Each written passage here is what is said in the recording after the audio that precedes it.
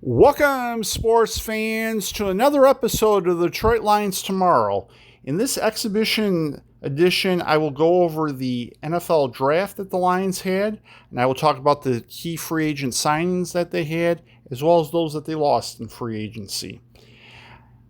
I will start out with the free agents that the Lions did sign. Among those are cornerback DJ Reed from the Jets, defensive tackle Roy Lopez from the Cardinals, and cornerback Rock Ya-Sin from the 49ers.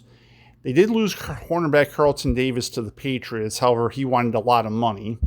And they also lost cornerback Kendall Vildor to the Buccaneers, as well as guard Kevin Zeitler to the Titans. I think the biggest loss among all of them is safety Efetu Melifonwu to the Dolphins. And it'll be interesting because that's going to put a lot of pressure on Brian Branch and the other safety, and I cannot think of his name right now, once the regular season starts. But mainly it'll be pressure on whoever the third safety is, and that has as of yet to be determined, as the Lions have only played one exhibition game so far. Among those that they did draft they drafted defensive tackle Tyleik Williams from the Buckeyes in the first round. They drafted guard Tate Ratledge from the Bulldogs in the second round.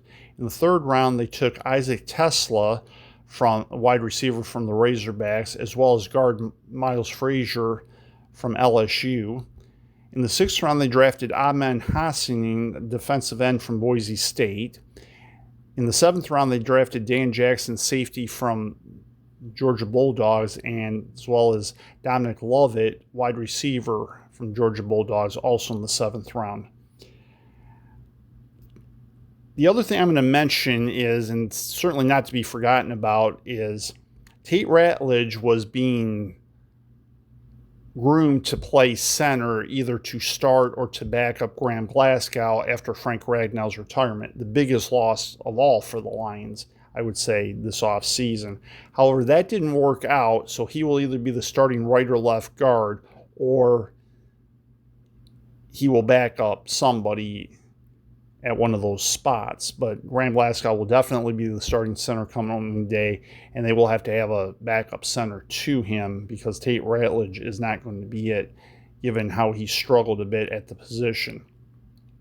Isaac Tesla played well in the first exhibition game against the Chargers. I think he was one of the few highlights, to be sure. Miles Frazier currently is going to be out the rest of the exhibition season because he has an injury. And while I expect him to make the roster, he's going to be hampered a little bit at the start of the season. And then Ahmed Hassanin will probably, I would imagine, be on the practice squad. He plays well enough I could see him making the team, but it is somewhat hard to envision that right now, I would say, as I don't have enough information on how he played in game one to really be able to assess that. Dan Jackson, whether he makes the team or not, will be strictly based on his ability to play special teams because he does not tackle well and he does not cover well and he doesn't really have speed. And he's not projected to ever be a starter in the NFL. Excuse me. And as far as Dominic Lovett, he was the other one that played well in the first exhibition game against the Chargers, and it'll be interesting to see what he does the rest of the exhibition season, and that'll determine whether or not he makes the team, for sure. The other thing I would say is, based on the first game the Lions have played, they brought in a couple more people. They brought in a tight end from the UFL to compete with Shane Zylstra and the other tight end. So it's not a foregone conclusion that Shane Zylstra will make the team.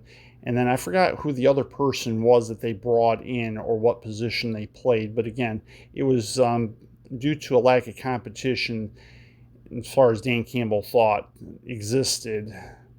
But actually, the Lions were not too competitive in that first game because they had 5 turnovers against the Chargers and they played an awful Hall of Fame game. And I would say especially Kyle Allen, who threw 2 interceptions, who I would imagine is on his way to being cut at some point in time, but that'll probably not occur until the final exhibition game. And depending on how he plays the rest of the way, that'll determine his fate as well, but I can't even envision it. Although bear in mind, because Teddy Bridgewater signed with the Buccaneers, the Lions don't have him as an option now as further insurance for Hendon Hooker like they had last year. So it's going to be really interesting to see how this plays out the rest of the way. But this gives you an idea anyway, heading into tonight's game against the Falcons, as well as throughout the rest of the exhibition season, and see how this is going to shape up. However, bear in mind the Lions do have a very, very brutal schedule coming up, maybe the hardest schedule I've ever seen them have, to be sure. And that will do it for this special.